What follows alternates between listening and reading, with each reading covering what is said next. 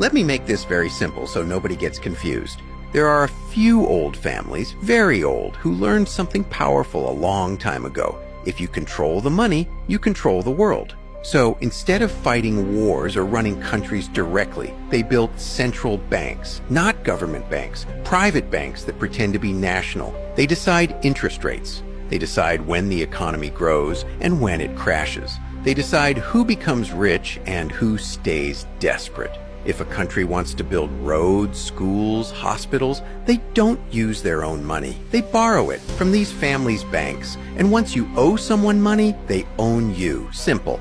But money alone isn't enough. People need a story to believe in. So religion steps in, not your personal faith, not the one you pray with at night. I mean the institutional religion, gold ceilings, marble floors, crown and throne religion. The kind that tells you to obey authority because God said so. Then the media repeats that story. Academics explain why it makes sense. And intelligence agencies make sure no politician steps out of line. They watch everyone, they collect secrets, and they use those secrets to control. So, what do you think are separate parts of society? Banks, media, it's all one system, one machine, different faces, same mind. This is just a theory, not a fact. The hidden curse of money.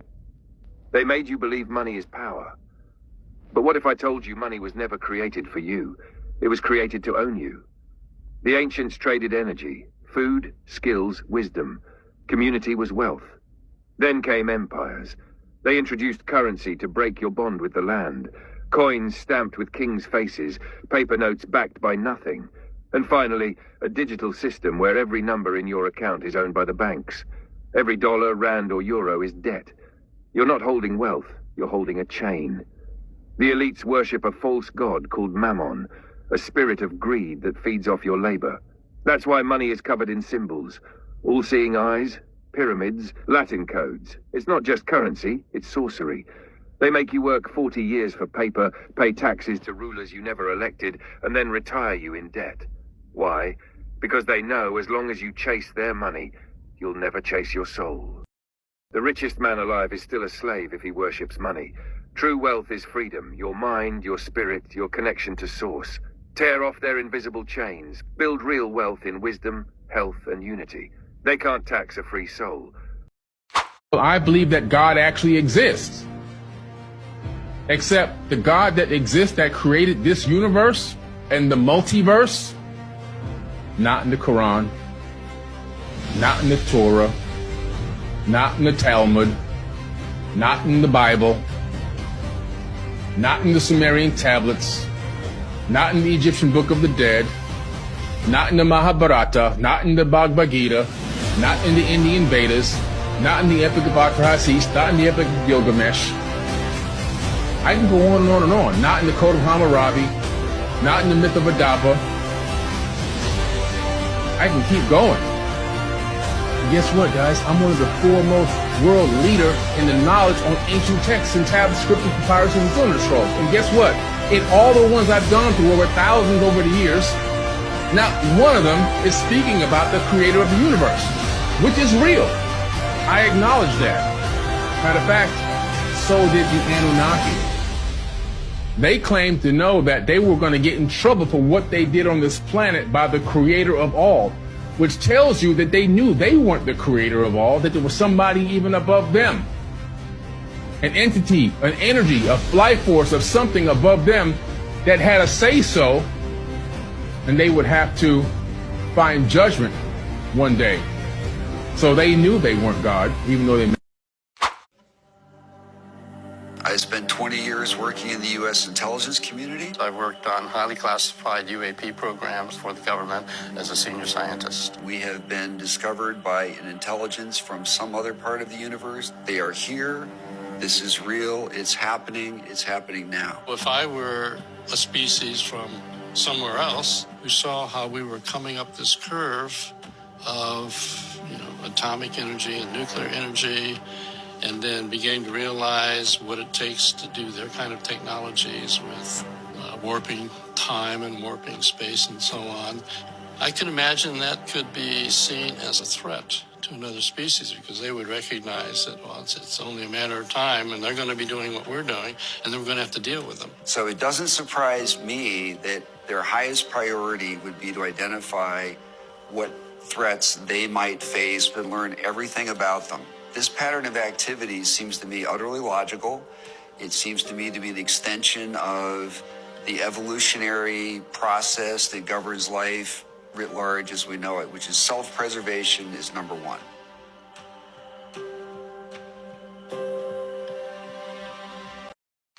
You need to watch this or you're gonna regret it.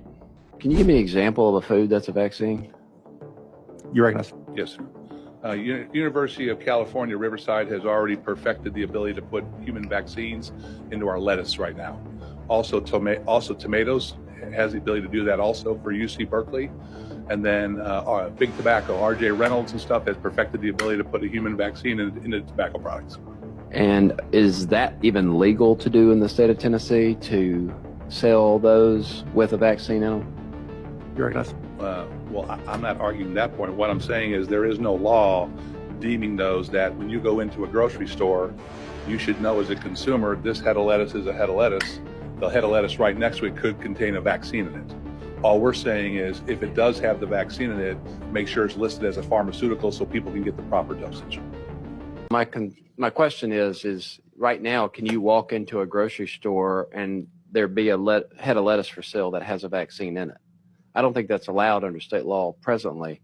And if it is, and you have to list it as a pharmaceutical, are we going to then have Walgreens pharmacists with a refrigerated section? I mean, how's this going to play out? You recognize? Thank you. This is more of a consumer protection bill right here, is to make sure that if you're going in to buy tomatoes and there's a polio vaccine in there, that you are aware of what you're buying has a polio vaccine. The problem you have is if it's not treated as a pharmaceutical, being the size and difference between you and me, how many tomatoes do I have to eat to get the proper dosage versus how many tomatoes that you have to eat? And if you eat too many, do you get a overdose?